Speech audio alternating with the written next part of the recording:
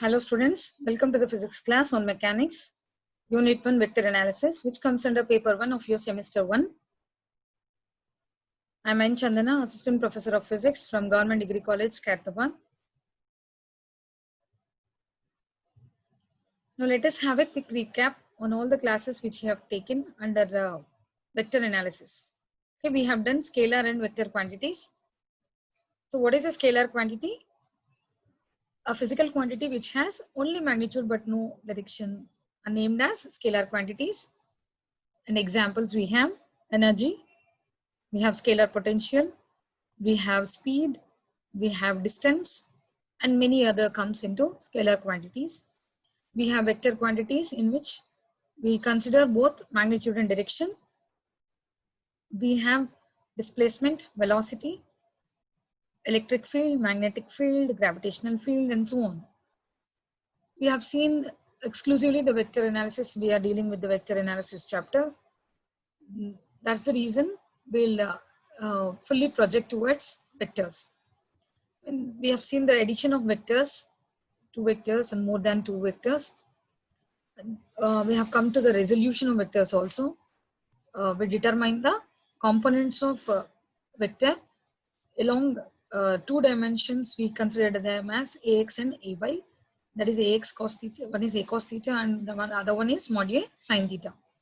Similarly, we have done the product of 2 or more vectors. There comes you have 2 products. One is dot product and the other one is cross product. Okay. We have done dot product where in dot product we obtain the output to be a scalar. While in cross product when we do that is a cross b, we obtain the output to be a vector. That's the reason dot product is named as scalar product and cross product is named as vector product. In dot product, if we consider 2 vectors a bar and b bar, then the dot product will be a bar dot b bar is equal to mod a mod b cos theta. While in cross product, mod a mod b cos sin theta into n cap, where n cap gives the direction of the cross product of the 2 vectors a bar and b bar, and which lies in a plane perpendicular to the plane containing a bar and b bar. Okay. Then more than 2 vectors, we have considered 3 vectors if we take them as a, b, and c. Then we have scalar triple product and vector triple product.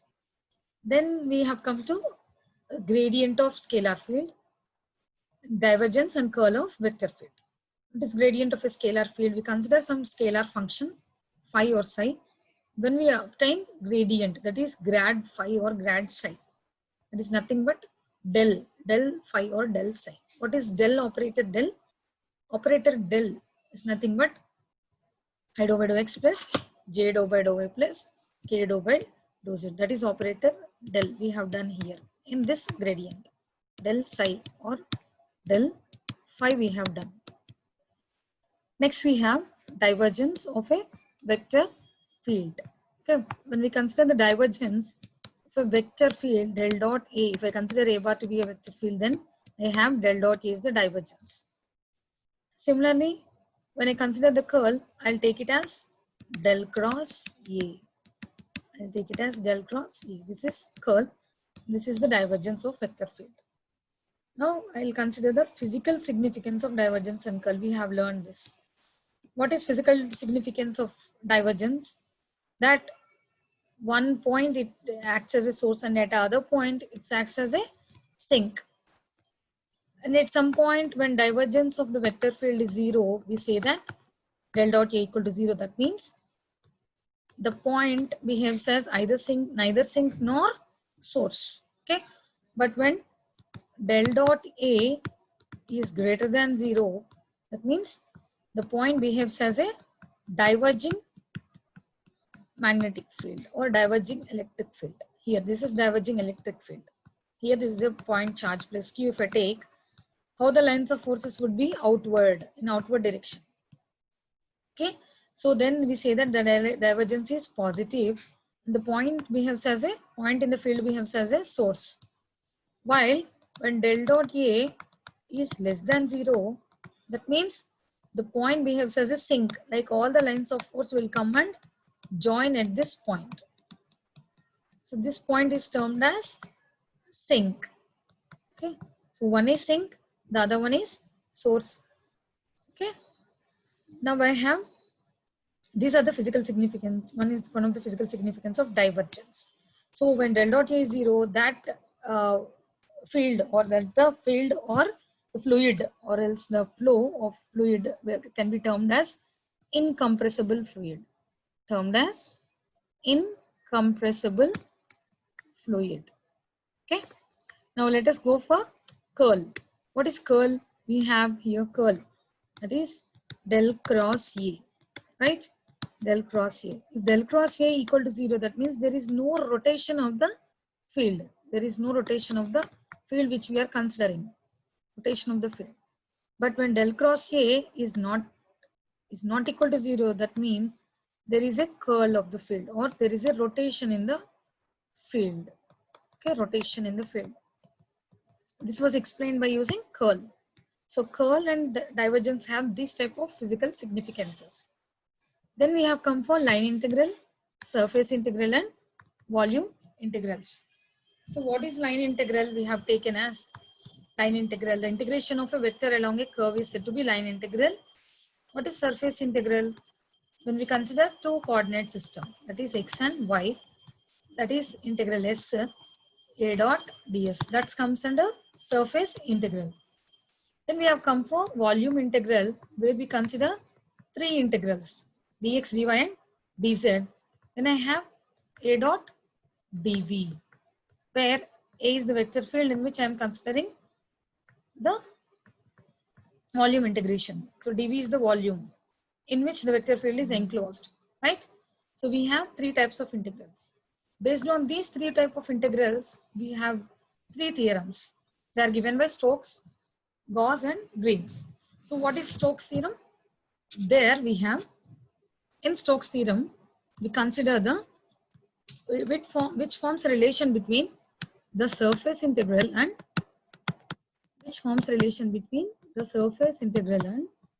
line integral.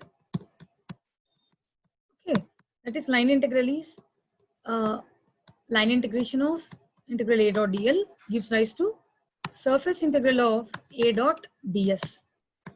So this theorem relates the line integral to the surface integral in this fashion. You have to understand that the surface is formed by enclosed by this curve C. So when this curve is enclosed, it's closed as a loop, this is a closed integral, right? Then we have a surface or a plane which is formed. That is termed to be as S. Okay, so that is S. So when I consider a vector field here, I can consider that the surface integral of the vector field over the surface ds is equal to the line integral of the curve C enclosed by the surface curve along a dot dl. Where is the length element? Dl is the length element of this curve here. Ds is the small surface elements on the curve. Okay, on this surface. Now let us go for Gauss divergence theorem. Then we have Gauss divergence theorem, which relates the volume integral and surface integral. So when we have a surface integral, we can derive the volume integral, and when we have volume integral, we can go for surface integral. So the link between these two integrations can be done by Gauss divergence theorem.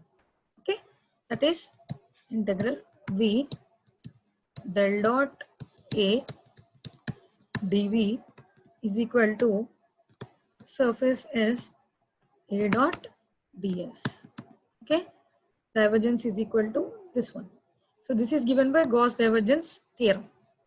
Then Green's theorem uses Gauss divergence theorem, and it forms the two statements. Okay, now based on all these concepts, let us have some problem section today. Okay, like we'll only do some problems which are based on all these formulae which you have learned on all these concepts, right? So let us have few problems which I'm going to teach you today. So students, you should have the command on the concepts which you have learned already on the scalar vector fields and these products and the theorems. These three theorems are also very important for your examination purpose. And also the physical significance is also very important, because what all we learn we have to apply them in some or the other way, in some or the other means, in other physical concepts which we have. So that's the reason we have physics. So vector analysis you learn in your mathematics also. But how it is related to our physics? Because we have to apply all the vector analysis which you have learned in our physics concepts. Okay, so let us learn some of the applications where this vector analysis can be applied. So when coming to the application of all these vector analysis theorems into our physics, so we have this Gauss divergence theorem. Gauss divergence theorem, we have a high significance in electric field. So when we have a electric field here, when we have a closed surface here, which encloses a positive charge Q. Okay, I suppose that this closed surface is enclosing a positive charge Q, which is having a volume V, and the surface is S. Okay, now you want to have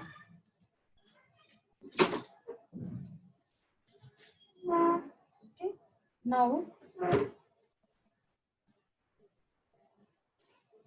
you want to calculate the you have to calculate the electric field at any point on the surface. So when you want to calculate the electric field at any point on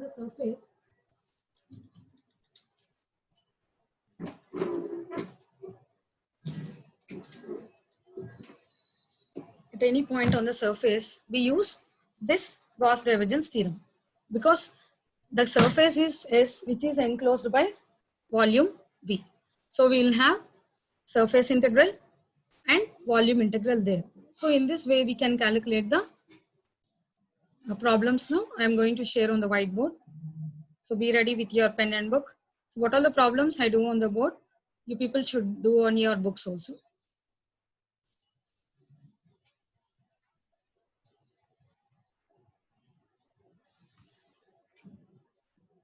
Okay, so let us take it.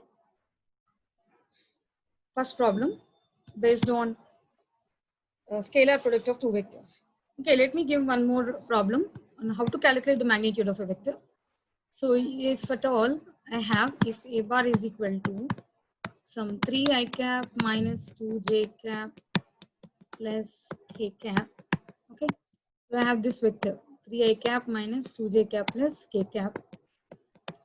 Okay, I want to calculate the magnitude of the vector. How do you calculate the magnitude of the vector? Mod a, that is root of 3 square plus 2 square plus 1 square. So your minus 2 whole square becomes you, again you'll get the same 4. So I have root over 9 plus 4 plus 1, that is I'll get root 14. Okay, so this is mod a, that is the modulus of this vector a. Similarly, you can calculate the unit vector along a. Let us take that the unit vector along a bar is a cap. So let it be. Then how do you get that? That is, you will take a bar by mod a. A bar by mod a gives you the unit vector along a bar. So that gives rise to a bar is 3i cap minus 2j cap plus k cap. I take by root 14. So what does it give you?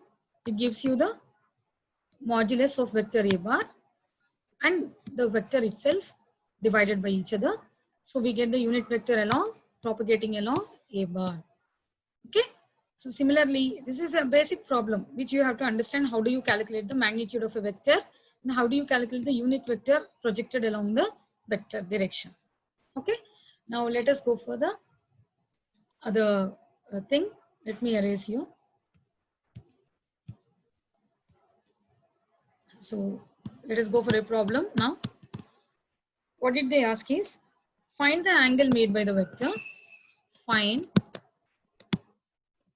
the angle made by the vector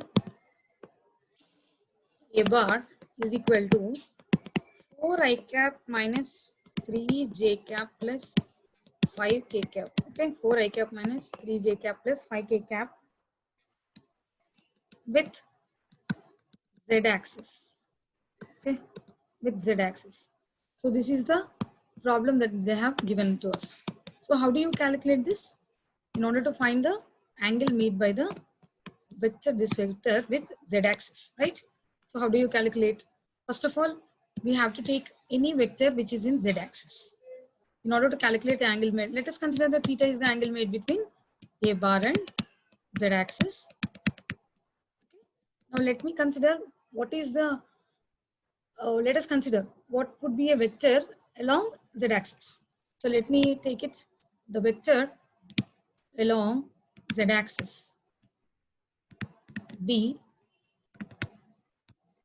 What do you want me to take? It's either b k cap. Okay, because the unit vector along z-axis is k cap, while the unit vector along x-axis is I cap, unit vector along y-axis is j cap, and unit vector along z-axis is k cap. So I have I cap, j cap, and k cap. B k cap. If I take the unit vector along z-axis is k cap, so I take it the magnitude, let it be b, so I take it as b k cap. Now what did he ask? Theta. That means the angle between the vectors a bar and b k cap.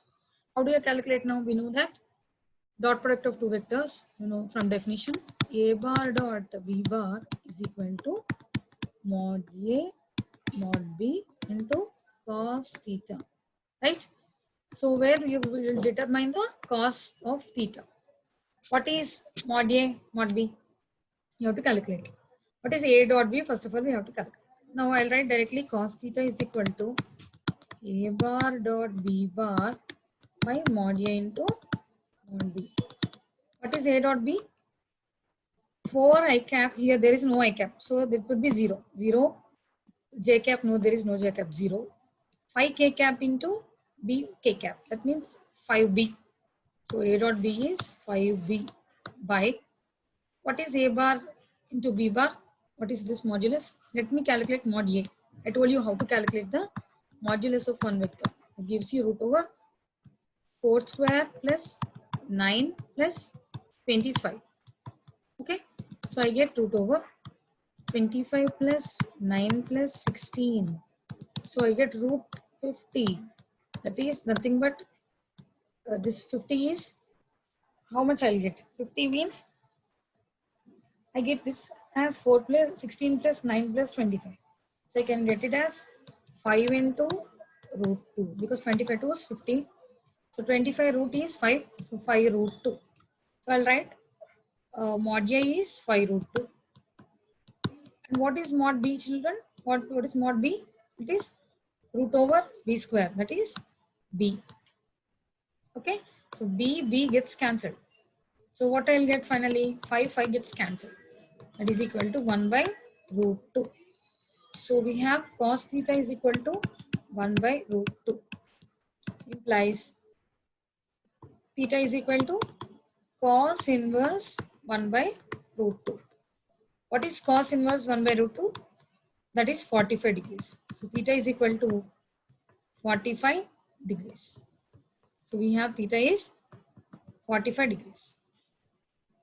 Finally, we found out the angle made by the vector a bar with z-axis. Okay, you understood? I have considered that theta is the angle between a bar and z-axis. Well, a z-axis vector is b bar is equal to, we have b bar is equal to b into k cap. So finally, I got theta is equal to 45. So this is the way we calculate the angle between any two vectors using this simple formula. We can calculate even using sine theta, that is cross product, but it would be somewhat difficult as we consider the direction there. So we consider the direction there. Hence, it would be a little bit difficult for you. Now let us go for next problem. So this problem is clear to you all. Next problem, that is third problem I want to explain you. So sometimes they'll ask you in this way. Prove that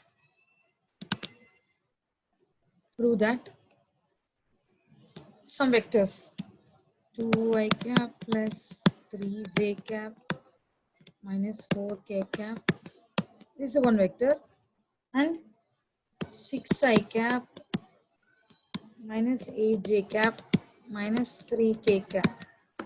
Prove that these two vectors are perpendicular.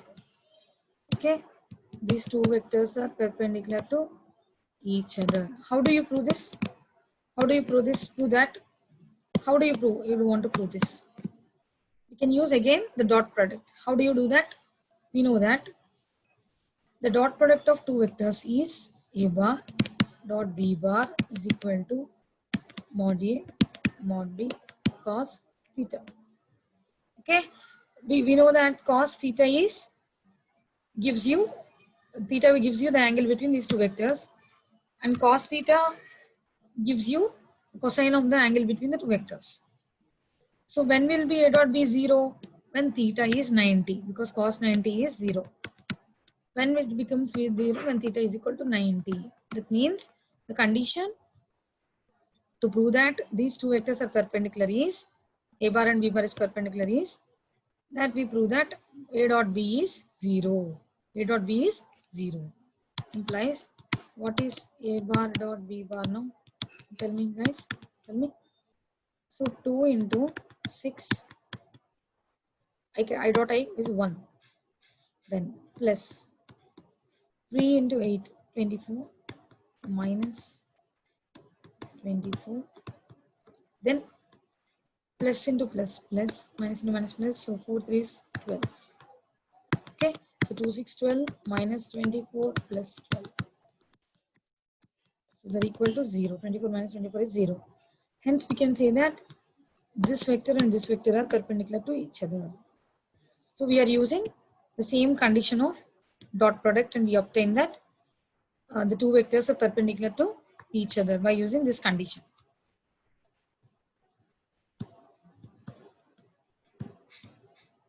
Let us go for the other problem. I want to give you on scalar, if I want to give you one vector, a bar is equal to 2i cap minus 5j cap plus k cap, and b bar is equal to I cap minus k cap. Okay. Now I want to calculate a cross b. A cross b. Now how do you write? I cap, j cap, k cap, 2 minus 5, 1, 1, 0, minus 1. Okay, write the components of x-axis, that is I cap under j, and y-axis under j cap, and z-axis under k cap. Now I calculate. What is this? I cap into minus 5 into minus 1. This is 5 minus 0. 0 into 1, 0. Minus j cap into 2 into minus 1, minus 2, and minus 1 into 1, 1. Plus k cap into 2 into 0 is 0. Minus of minus 5, that is plus 5. So I got 5 I cap minus 3 minus 1 plus 3 j cap plus 5 k cap. So this is nothing but a cross b. So a cross b is 5i plus 3j plus 5k. Okay. In this way we calculate cross product of two vectors. Okay. Now let me go for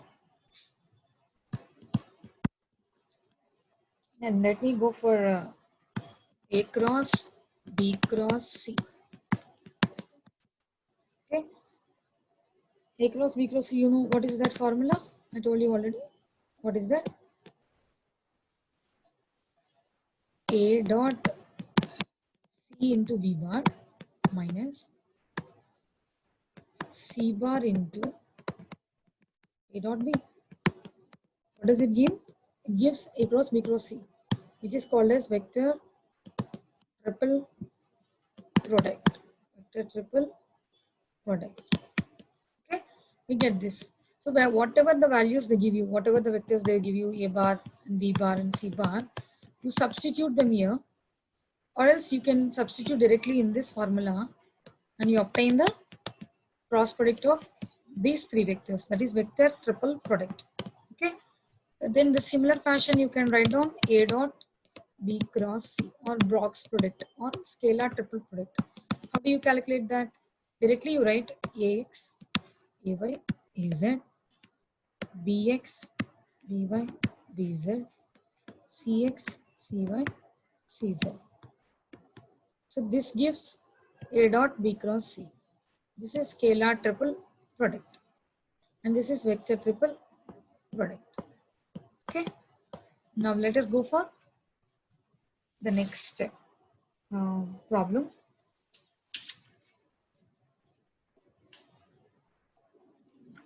On gradient. On gradient. So let us have a problem on. Now let us have one more problem. Let us calculate the gradient of R or gradient of mod R. You know, you have to remember some things here. So this will be the sixth problem we have. See, the gradient will be there only for what functions? Only for scalar functions. Gradient is there only for scalar functions. Is applicable only for scalar functions. To convert a scalar function into a vector function, we use gradient. It is grade of R. In this regard, we should know what is mod R. This is mod R. This is not R bar, students. This is mod R. Because R bar is a vector, right? R bar is the position vector, which gives xi cap plus yj cap plus zk cap, which determines the position of a particle at a particular point in a three-dimensional plane. We have mod R, that is root over x square plus y square plus z square, right? So this is mod R. Okay, modulus of R, that is the magnitude of this vector, position vector R bar. Now let us see what is gradient of mod R. That is what I'll write here is grad R. As I told you while defining the gradient of a function, scalar function, what is del? Operator del is I dou by dou x plus j cap dou by dou y plus k cap dou by dou z. So where this is the del operator. What does it mean? It is a vector, right? When I operate this del bar on R, what I'll get is the gradient of this scalar function mod R. So I do this now. What is gradient now? Grad mod R equal to, never ever they give you gradient of R bar. Listen to that. That means that is not a vector field, right? Not a vector. Gradient never operates on a vector. Now, what is grad R bar? I into dou by dou x of root x square plus y square plus z square plus j cap into dou by dou y of root x square plus y square plus z square plus k cap into dou by dou z of root over x square plus y square plus z square. Okay, now what I'll get now? I cap into, what is this dou by dou x of this function? I'll get 1 by 2 root x. Root x. Dou by dou x of root x is 1 by 2 root x. So 1 by 2 root x square plus y square plus z square into, what is this differentiation? Root x is 2x. Similarly, j cap into 2y by 2 root x square plus y square plus z square plus k cap into 2z by 2 root x square plus y square plus z square. Okay, so this 2 gets cancelled out. This 2, and this 2, this 2. So finally, what I'll remain with? I'll remain with, they are asked us to calculate gradient of R. Remember that. Now what do I get? Gradient of mod R is equal to xi cap plus yj cap plus zk cap by, what did I get? Root over x square plus y square plus z square. Okay, what does this mean? Xi plus yj plus zk, what is it? R bar, right? Then what is this mod root over x square plus y square plus z square is mod r. What is a vector by its modulus? This is nothing but unit vector r cap. So we get gradient of mod r gives you the unit vector along r bar, that is r cap. Okay, this is the answer. In this way we have to do. Okay, so clear. Next, let us go for one more problem. Divergence. Okay, let me give you divergence. So when we have a divergence, this is the 8th one. When we have divergence, del dot A equal to implies it is divergence of A bar, or this is div A bar. Okay, right? Now when I have A bar is equal to some function y I cap plus j cap into x square plus y square plus some y z k cap. So I have this vector A bar. Okay. Now I have to calculate divergence at a particular point 0, 1, 0. I have given this point 0, 1, 0. At this point I have to calculate divergence of the vector A bar. So first of all, I need to calculate del dot A, right? Del dot A. What I'll get here? Del dot A is dou by dou x of y plus dou by dou y of x square plus y square plus dou by dou z of yz. Okay. What I'll get, dou by dou x of y is 0 because this is partial differentiation. Dou by dou y of x square plus y square is 2y. This is 0. Similarly, dou by dou z of yz is y. So finally, I'll get 3y. This is my del dot A. Okay. So del dot A at a particular point. Which point do I ask you? 0, 1, 0. And I substitute this. This is x, this is y, this is z. This is the point. So y is 1. So I'll get del dot A is 3. Del dot A is 3. So students, now you tell me, what is this del dot A? It is 3. It is greater than 0, right? It's greater than 0. That is, it is a positive value. That means, how do my point act here? The point acts as a source. So you can relate in this way. When my answer divergence is greater than 0, that is positive, I can relate this as this point acts as a source, or the density of fluid decreases. When I get -3 or less than 0, I can say that this point is behaving as a sink. Similarly, when I get 0, that means there is no divergence from this point. So what all the lines of force are coming out, they are coming out, but there is nothing like divergence or convergence. Okay, so this is called problems based on divergence.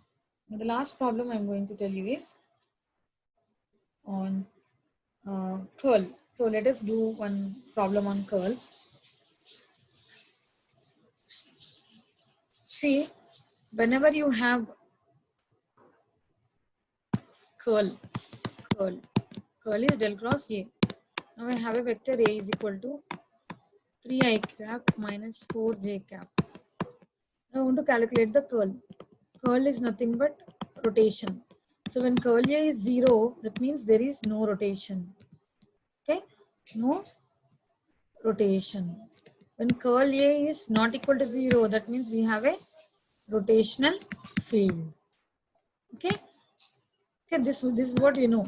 So now let us calculate curl A. So how do I calculate curl A? I'll substitute I cap, j cap, k cap. I'll put here dou by dou x, dou by dou y, dou by dou z. That is del bar, and A bar is 3, minus 4 and 0. So I'll calculate now curl. I cap into dou by dou y of 0 is 0 plus constant of dou by dou z is 0. Again minus j cap into 0 plus k cap into 0. So finally I'll get 0. That means del cross A is 0. Hence my field is irrotational, or my field is non-curl field. Non-curl field. Okay, curl means rotation, non-curl means no rotation. Okay, now this is the way we have done all the problems from this vector calculus. Okay, so let me go to the PPT finally.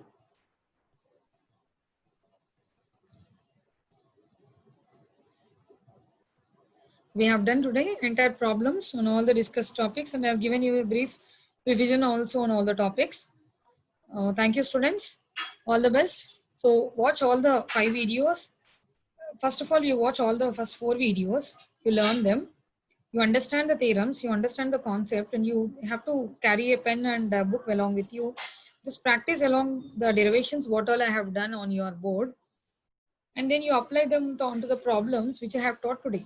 So today is the last session on vector analysis, where I have revised all the concepts which were taken in the previous classes, and also have discussed some problems today.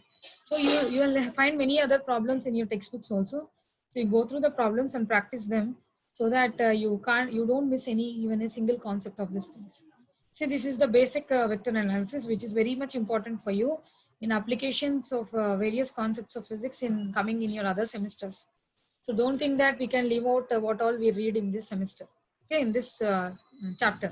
So every chapter is interlinked with each of the other, and this unit will be coming across many of the topics in your mathematics and as well as also in the physics. Okay, so thank you, students.